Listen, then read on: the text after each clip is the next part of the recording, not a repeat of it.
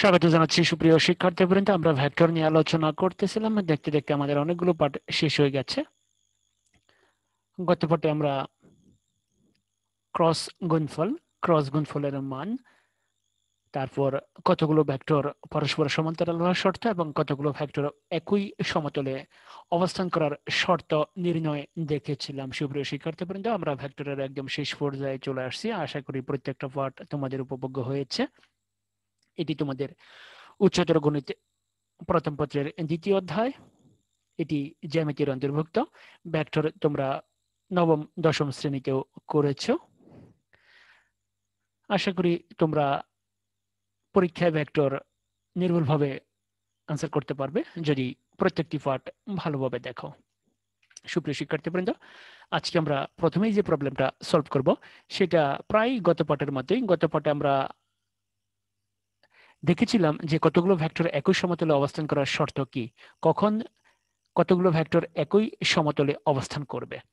তো আজকে আমাদেরকে বলছে এর মান কত হলে এই যে তিনটা ভেক্টর একই সমতলে অবস্থান করবে। এর মান কত হলে, অর্থাৎ এর জায়গায় কত বসালে, এই যে ভেক্টরটা দেখো এখানে এ আছে, এখন এই এর জায়গায় কত বসালে এই তিনটা ভেক্টর একই সমতলে অবস্থান করবে, অর্থাৎ এই তিনটা ভেক্টর দ্বারা ঘটিত নির্ণায়কের মান শূন্য হবে। আমরা কিন্তু গত পাঠে বলেছিলাম যে ভেক্টর ত্রয় দ্বারা ঘটিত নির্ণায়কের মান শূন্য হলে ভেক্টরগুলো একই সমতলে অবস্থান করবে। এখন এর মান কত হলে এই তিনটা ভেক্টর দিয়ে ঘটিত নির্ণায়কের মান শূন্য হবে। তো আমরা কি করব, আমরা প্রথমে এই তিনটা ভেক্টর দিয়ে একটা নির্ণায়ক গঠন করব। নির্ণায়ক অত্যন্ত সহজ একটা টপিক, সেটা আমরা ম্যাট্রিক্স এবং নির্ণায়ক অধ্যায়ে অনেক ভালোভাবেই করেছিলাম। আশা করি সেই সব তোমাদের মনে আছে। সুপ্রিয় শিক্ষার্থী বন্ধু, এই তিনটা ভেক্টরই আমাদের দেওয়া আছে। এখন দেখো এই তিনটা ভেক্টর দিয়ে আমরা একটা নির্ণায়ক গঠন করেছি। কারণ আমরা আগেই বলেছি যে ভেক্টর ত্রয় দ্বারা ঘটিত নির্ণায়কের মান শূন্য হলে ভেক্টরগুলো একই সমতলে অবস্থান করবে। তাহলে এই যে নির্ণায়কটা আমরা গঠন করলাম এই তিনটা ভেক্টর দিয়ে, এই নির্ণায়কের মান যদি শূন্য হয় তাহলে ভেক্টরগুলো একই সমতলে অবস্থান করবে, নতুবা সম্ভব নয়। তাহলে দেখো আমরা ভেক্টরটা কিভাবে গঠন করেছি। দেখো আই সহগ 2, জে সহগ -1, কে সহগ 1। এরপরে দেখো আই সহগ হচ্ছে 1, জে সহগ হচ্ছে 2, কে সহগ হচ্ছে -3। এরপরে দেখো আই এর সহগ হচ্ছে 4, জের সহগ হচ্ছে -1, কে এর সহগ হচ্ছে a। তাহলে দেখো এই তিনটা ভেক্টর দিয়ে আমরা একটা নির্ণায়ক গঠন করেছি। এখন আমরা এই নির্ণায়কটার মান বের করে দেখব।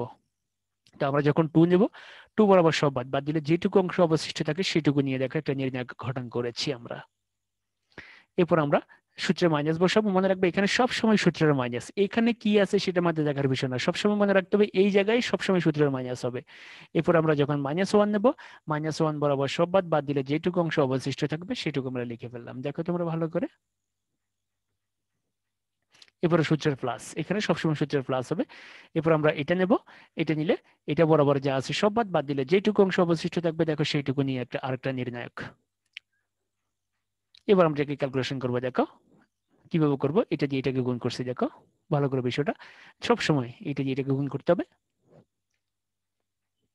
এরপরে সূত্রের মাইনাস, এরপরে এটা দিয়ে এটাকে গুণ করতে হবে। তো এখানে হচ্ছে -3, এখানে হচ্ছে -1, গুণ করলে হবে 3। তো 3 এখানে বসে দিলাম। দেখো তোমরা ভালো করে, এই দুটো রাশিকে গুণ করলে কত হবে, 3 বের হবে। দেখো এটা এই পদ্ধতিতে করছি আমরা, কিন্তু ম্যাট্রিক্স এবং নির্ণায়কের সময় এগুলো নিয়ে বিস্তারিত কথা বলেছি। এ বি সি ডি, তাহলে কি হবে এডি মাইনাস বিসি। তাহলে দেখো এটা দিয়ে এটাকে গুণ হবে, সূত্রের মাইনাস, এটা দিয়ে এটাকে গুণ হবে। দেখো তাহলে এটাকে ক্যালকুলেশন করলে হচ্ছে -2। তাহলে দেখো এবার ঠিক এই যে পদ্ধতিটা, এই পদ্ধতিটা আমরা এখানেও প্রয়োগ করবো, এখানেও প্রয়োগ করবো। দেখো মাইনাসে প্লাস, দেখো এটা এই যে এটাকে গুণ, সূত্রের মাইনাস, এটা দিয়ে এটাকে গুণ। এখানে কত, -3 4 12, মাইনাসে প্লাস। ঠিক আছে, কিভাবে দেখো, এটা দিয়ে এটাকে গুণ করলে -1, আর সূত্রের মাইনাস, এটা দিয়ে এটাকে গুণ করলে 8। তোমরা ভালো করে দেখো, এই দুটো আমরা গুণ করেছি, এই দুটো আমরা গুণ করেছি, এরপরে সূত্রের মাইনাস, এই দুটো গুণ করলে 8। এখন দেখো আমরা যদি পুরোটাকে ক্যালকুলেশন করি কত বেরোবে। দেখো 4 এ -6, এখানে 1 দিয়ে গুণ করলে a + 12, আর এখানে হচ্ছে কত, -9। এবার দেখো এটাকে ক্যালকুলেশন করলে কত বেরোবে, 5 এ, এরপর হচ্ছে দেখো 9 × 15, আর এখানে হচ্ছে +12, তাহলে থাকবে -3। সুপ্রিয় শিক্ষার্থীবৃন্দ, এই যে নির্ণায়কটা আমরা দেখতেছি এই নির্ণায়কের মান হচ্ছে 5 এ -3। এখন এই তোমরা বলো এর জায়গায় কত বসালে এই মানটা শূন্য হয়ে যাবে, আমাদেরকে এইটাই বের করতে হবে। অর্থাৎ এর মান কত হলে এই তিনটা ভেক্টর একই সমতলে অবস্থান করবে। তাহলে তিনটা ভেক্টর কখন একই সমতলে অবস্থান করবে? যখন তিনটা ভেক্টর দিয়ে গঠিত এই যে নির্ণায়কটা, এটার মান কি হবে?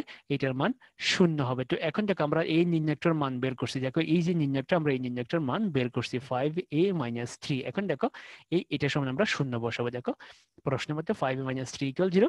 তাহলে দেখো 5 এর সমান 3, তার মানে a = 3/5। তার মানে এর জায়গায় যদি আমরা 3/5 বসাই, তাহলে এই নির্ণায়কটার মান শূন্য হবে। অর্থাৎ এই ভেক্টরগুলো একই সমতলে অবস্থান করবে। মনে রাখবে এই প্রশ্নটা যদি পরীক্ষা আসে তাহলে অবশ্যই 4 মার্কের জন্য আসবে। তাহলে তোমাদেরকে ভালো করে এই প্রবলেমগুলো সলভ করতে হবে।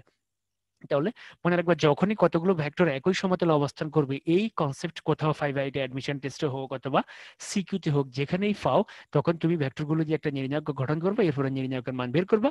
বের করলে যদি 0 হয় তাহলে তো হয়েই গেল, আর যদি 0 না হয় তাহলে তুমি এই রাশিটার সময় শূন্য বসবে। শূন্য বসলে তুমি ক্যালকুলেশন করলে যে মান পাইবে সেটাই হবে তোমার কাঙ্ক্ষিত ফলাফল। এবার আসো আমরা যে প্রবলেমটা সলভ করবো, এটা অত্যন্ত এই চ্যাপ্টারের সবচেয়ে ইম্পর্টেন্ট প্রশ্ন হচ্ছে এটি, এবং পরীক্ষায় এই প্রশ্নটা আসার সম্ভাবনা সবচেয়ে বেশি। সুপ্রিয় শিক্ষার্থীবৃন্দ, ভেক্টর থেকে প্রায় প্রত্যেক বছরই এই ধরনের প্রশ্নই পরীক্ষা আসছে যে দুটি ভেক্টরের উপর লম্ব একক ভেক্টর নির্ণয় করে। এই যে দুটো ভেক্টর আমরা দেখতেছি, এই ভেক্টর দুটির উপর লম্ব একক ভেক্টর, এই দুটো ভেক্টরের উপর লম্ব হবে এবং সেটা একক ভেক্টর হবে। এই প্রশ্নটা হচ্ছে সবচেয়ে ইম্পর্টেন্ট প্রশ্ন। এই প্রশ্নটা তোমরা সবচেয়ে ভালোভাবে সলভ করবে, এবং এই প্রশ্ন সংশ্লিষ্ট যতগুলো হোমওয়ার্ক দেবো প্রত্যেকটা হোমওয়ার্ক ভালোভাবে সলভ করতে হবে। তো আগে আমরা দেখি যে দুটি ভেক্টরের উপর লম্ব একক ভেক্টর কিভাবে বের করা। আমরা কিন্তু সমান্তরাল একক ভেক্টর বের করা দেখেছি গত পাঠের পূর্বের পাঠে, যে কিভাবে সমান্তরাল একক ভেক্টর বের করা। সমান্তরাল একক ভেক্টর হচ্ছে ভেক্টর বাই ভেক্টরের মান। মনে রাখবে, একটা ভেক্টরের সমান্তরাল একক ভেক্টর কিভাবে বের করে? ভেক্টর বাই ভেক্টরের মান। কিন্তু এটা হচ্ছে লম্ব একক ভেক্টর। মনে রাখবো, প্রশ্ন পড়ে কিন্তু ক্লিয়ার হইতে হবে, একটা হচ্ছে লম্ব একক ভেক্টর আর একটা হচ্ছে সমান্তরাল একক ভেক্টর। সমান্তরাল একক ভেক্টর হচ্ছে ভেক্টর বাই ভেক্টরের মান, কিন্তু আমরা এখন বের করব লম্ব একক ভেক্টর। মনে রাখবো, লম্ব একক ভেক্টর এর জন্য আগে আমরা এই ভেক্টরের একটা নাম দেবো, এই ভেক্টরের একটা নাম দেবো। তো এটার নাম দিলাম এ, এটার নাম দিলাম বি। মনে রাখবে, ভেক্টর যদি নাম দেওয়া না থাকে তোমরা নাম দিয়ে নিবে তোমাদের ইচ্ছা মতো, P Q R S T U V, যা ইচ্ছা তার নাম দিতে পারো। মনে রাখবা, তাহলে এটার নাম দিলাম আমরা এ, এটার নাম দিলাম আমরা বি। তাহলে এখন আমরা দেখবো লম্ব একক ভেক্টরের সূত্রটা। দেখো, লম্ব একক ভেক্টর বের করতে হলে এই ফর্মুলাটা ব্যবহার করতে হবে। প্লাস মাইনাস দিতেই হবে, কারণ এটা কোন পাশে হবে আমরা সেটা জানি না, এই কারণে প্লাস মাইনাস। তাহলে A cross B by A cross B এর মান, তাহলে তার মানে কি করতে হবে? এই দুটো ভেক্টরের ক্রস গুণন বের করতে হবে, দেন তার মান বের করতে হবে। মান দিয়া ভেক্টরকে ভাগ করলে আমরা লম্ব একক ভেক্টরে পেয়ে যাবে। তাহলে তোমাদেরকে মনে রাখতে হবে, একটা হচ্ছে লম্ব একক ভেক্টর আর একটা হচ্ছে সমান্তরাল একক ভেক্টর। তাহলে আমরা এখন কি বের করব? আমরা এখন লম্ব একক ভেক্টর বের করব। মনে রাখবে, লম্ব একক ভেক্টর বললে ভেক্টর দেওয়া থাকবে কমপক্ষে দুইটা, আর সমান্তরাল একক ভেক্টর দেওয়া থাকলে ভেক্টর একটা দেওয়া থাকতে পারে। তাহলে মনে রাখবা, আমি আবারও বলতেছি, সমান্তরাল একক ভেক্টর মান হচ্ছে ভেক্টর বাই ভেক্টরের মান, আর লম্ব একক ভেক্টর বের করতে হলে এই ফর্মুলা ব্যবহার করতে হবে। দুটি ভেক্টরের ক্রস গুণন বের করবা, তার মান বের করবা, মান দিয়ে ভেক্টরকে ভাগ করে দিবা। চলো আমরা ক্রস গুণন বের করা দেখি। তো আসলে ক্রস গুণন আমরা কিভাবে বের করব? ক্রস গুণন আমরা নির্ণায়ক পদ্ধতিতে বের করব। দুটি ভেক্টরের ক্রস গুণন বের করার জন্য সবচেয়ে সহজ পদ্ধতি হচ্ছে নির্ণায়কের পদ্ধতি। যে নির্ণায়ক পদ্ধতি কিভাবে আমরা এই নির্ণায়কটা গঠন করলাম সেটা একটু দেখে নি। দেখো, এখানে প্রথমে আই জে কে লিখে ফেলাম, এরপর আই সহগ, জের সহগ, কের সহগ। ভালো করে দেখো তোমরা, ঠিক আছে? কিভাবে দেখো, ঠিক নিচের লাইনে আই সহগ হচ্ছে 1, জে সহগ হচ্ছে -2, কের সহগ হচ্ছে 2। তাহলে দেখো, এই দুটো ভেক্টর থেকে আমরা একটা নির্ণায়ক গঠন করে ফেলছি। এবার আমরা যখন আই নেব, আই বরাবর সব বাদ দিলে যেটুকু অংশ অবশিষ্ট থাকবে, দেখো সেইটুকু নিয়ে যে নির্ণয়টা ঘটিত সেটা আমরা এখানে লিখলাম। এরপরে সূত্রের মাইনাস, এরপর আমরা যখন যে নিব, যে বরাবর সব বাদ। দেখো, তাহলে বাকি যেটুকু অংশ অবশিষ্ট থাকে সেটুকু নিয়ে আরেকটা নির্ণায়ক। এরপরে দেখো, প্লাস আমরা কে নিব, কে নিলে কে বরাবর সব বাদ দিলে যেটুকু অংশ অবশিষ্ট থাকবে সেটুকু নিয়ে দেখো আরেকটা নির্ণায়ক। তাহলে এখন দেখো, আমরা এই নির্ণায়ক যে তিনটা পাইছি এখানে 2/2 কলাম বিশিষ্ট এটার মান বের করা দেখবে। তাহলে দেখো, আই লিখলাম, এরপর দেখো এটা দিয়ে এটার গুণ, মাইনাস এটা দিয়ে এটাকে গুণ। দেখো, 2 একে 2, সূত্রের মাইনাস, এটা দিয়ে এটা গুণ করলে -2, মাইনাসে প্লাস। দেখো এটা কিভাবে করছে, এটা দিয়ে এটাকে গুণ করে এটা পাইছি। এরপরে সূত্রের মাইনাস, এটা দিয়ে এটাকে গুণ করলে -2, মাইনাসে +2। দেখো, এটা এই সূত্র ব্যবহার করে পাইছি। তোমরা সবসময় খেয়াল রাখবা, এ বি সি ডি। তাহলে দেখো, এটা দিয়ে এটাকে গুণ করলে এডি, মাইনাস এটা দিয়ে এটাকে গুণ করলে বিসি। দেখো, এটা দিয়ে এটাকে গুণ, সূত্রের মাইনাস এটা দিয়ে এটাকে গুণ। সবসময় মনে রাখবা, এটা দিয়ে এটাকে গুণ হবে, এরপরে সূত্রের মাইনাস এটা দিয়ে এটাকে গুণ হবে। দেখো এই 6 আর 1 6 মাইনাস 4 দুগুণা 8, সবসময় মনে রাখবে, এখানে সবসময় সূত্রের মাইনাস হবে, এটা সবসময় খেয়াল রাখবা। ঠিক একইভাবে এখানেও করবো দেখো, তাহলে কত হবে 4 মাইনাস 1, এখানে কত হবে দেখো -4 -1, তাহলে এখন ক্যালকুলেশন গুলো কত হবে 4i -3j, আর এখানে হচ্ছে -5k। সুপ্রিয় শিক্ষার্থী বন্ধু, দেখো আমরা a ক্রস b ভেক্টরটা বের করে ফেলছি এই দুটো ভেক্টর থেকে। এই ভেক্টরটার নাম দিছি a, এই ভেক্টরটার নাম দিছি b। তাহলে এই দুটো ভেক্টর থেকে আমরা কি বের করলাম, ক্রস গুণন বের করলাম। কোন পদ্ধতি ক্রস গুণন বের করলাম, কোন পদ্ধতিতে, নির্ণায়ক পদ্ধতিতে। এখন আমরা এই ভেক্টরটার মান বের করব। দেখো modulus of A cross B সমান, দেখো আই সহগের উপরে বর্গ, জে সহগের উপরে বর্গ, কে সহগের উপরে বর্গ। দেখো আই সহগ হচ্ছে 4, জে সহগ হচ্ছে -3, কে সহগ হচ্ছে -5। দেখো ক্যালকুলেশন করলে √50। দেখো লম্বা একক ভেক্টর সমান plus minus A cross B by modulus of A cross B. দেখো এবার প্লাস মাইনাস, দেখো এ ক্রস বি এর মানটা এই ক্রস বি, দেখো ভেক্টরটা লিখে ফেললাম। এরপরে দেখো তার মান হচ্ছে √50। দেখো বিষয়টা ভালো করে, এই যে এটা এখানে বসে দিয়েছি এ ক্রস বি। এরপরে দেখো তার মান হচ্ছে √50। তাহলে দেখো এটি হচ্ছে এই দুটো ভেক্টরের উপর লম্ব একক ভেক্টর। তাহলে লম্ব একক ভেক্টর কিভাবে বের করবো, ক্রস গুণফল বাই ক্রস গুণফলের মান। তাহলে এই দুটো ভেক্টরের ক্রস গুণফল বের করতে হবে, দেন তার মান বের করতে হবে।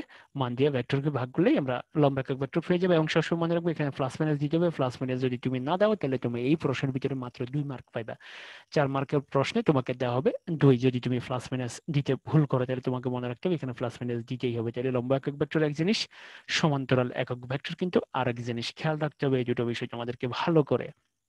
তাহলে তোমরা একটা বিষয় ভালো করে খেয়াল করো যে ভেক্টর থেকে কিভাবে নির্ণায়ক গঠন করে। আমরা কিন্তু অলরেডি গত 3টে পার্টেই এটা দেখে ফেলেছি যে কিভাবে নির্ণায়ক পদ্ধতিতে ভেক্টর এর ক্রস গুণফল বের করতে হয়, কিভাবে ভেক্টরগুলো একই সমতলে থাকে সেটাও আমরা দেখছি। যে ভেক্টরগুলো একই সমতলে অবস্থান করার শর্ত, ভেক্টরগুলো সমান্তরাল হওয়ার শর্ত, তারপরে দুটি ভেক্টরের ক্রস গুণফল কিভাবে বের করে এটা কিন্তু আমরা নির্ণায়ক পদ্ধতিতে করছি। আশা করি তোমরা দুটি ভেক্টরের সাহায্যে নির্ণায়ক গঠন করে তার মান বের করতে পারবা।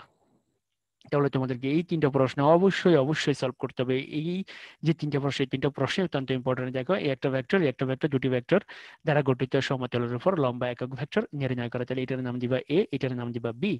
ঠিক আছে, কিভাবে এমন একটি ভেক্টর নির্ণয় করা যা এত এবং এত ভেক্টর দুটির উপর লম্ব। তাহলে এমন একটি একক ভেক্টর নির্ণয় করো। মনে রাখবা প্রশ্নটাকে একটু ঘুরে দিয়েছে। প্রশ্ন যেভাবে দেখ না কেন, লম্ব একক ভেক্টর সবসময় দেখবে যে তোমার প্রশ্নের ভিতরে লম্ব আর একক ভেক্টর এই দুটো কথা আছে কিনা। দেখো লম্ব একক ভেক্টর, লম্ব একক ভেক্টর, একক লম্ব ভেক্টর একই জিনিস। তাহলে প্রশ্নটা কিছু ঘুরে দিতে পারে তোমাকে এক্সামিনার। তাহলে এটার নাম দিবা এ, এটার নাম দিবা বি। ঠিক আছে, কিভাবে দেখো এমন একটি লম্ব একক ভেক্টর নির্ণয় করা যা এত এবং এত ভেক্টর দুটি দ্বারা সৃষ্ট সমতলের উপর লম্ব, একই জিনিস। এটার নাম দিবা এ, এটার নাম দিবা বি। তাহলে তুমি কি বের করবা, plus minus A cross B by A cross B এর মান। আশা করি তোমরা বুঝতে পারছো জিনিসটা। এখন আসো আমরা আরেকটা প্রবলেম সলভ করে দেখো। কোন সামান্তরিকের কর্ণ দেওয়া আছে, দুটি সামান্তরিকের কর্ণ দেওয়া আছে।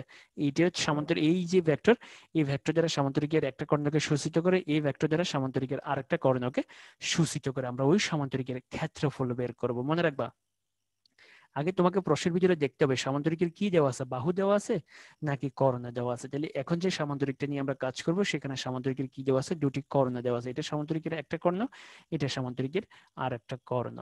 দেখো যদি সামান্তরিকের কর্ণ দেওয়া থাকে তাহলে তার ক্ষেত্রফল নির্ণয় করার সূত্র হচ্ছে এটা half modulus of A cross B. ভালো করে বিষয়টা খেয়াল করো, যদি সামান্তরিকের কর্ণ দেওয়া থাকে তাহলে তার ক্ষেত্রফল নির্ণয় করার সূত্র হচ্ছে half modulus of A cross B.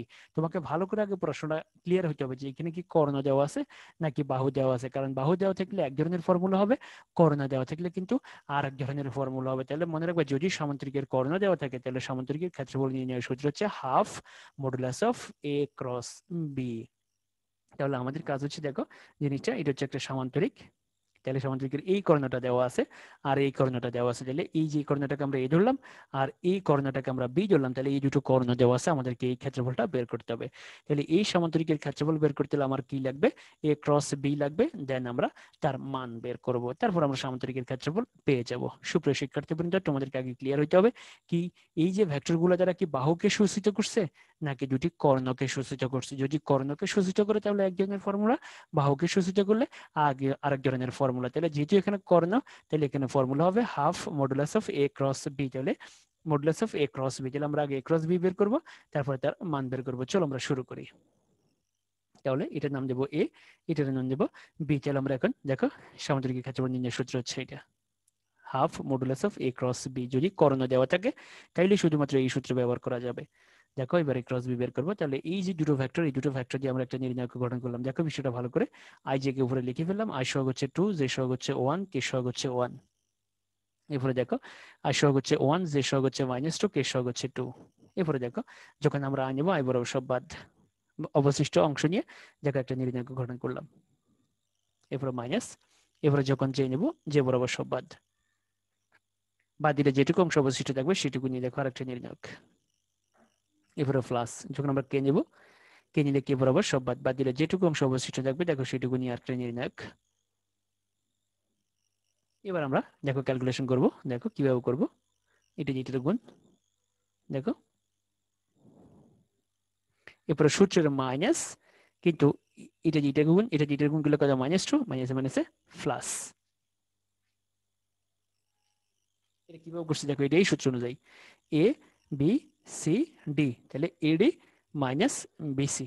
দেখো 1 2 4 6, এলে 1 দিয়ে 6 কে গুণ, 2 দিয়ে 4 কে গুণ, ক্যালকুলেশন করলাম -2। ঠিক আছে, কিভাবে আমরা এই কাজটা করছি, এটা দিয়ে এটাকে গুণ করছি, সূত্রের মাইনাস, এটা দিয়ে এটাকে গুণ করছি, মাইনাসে মাইনাসে +2। ঠিক আছে, কিভাবে দেখো এখানে করবো আমরা।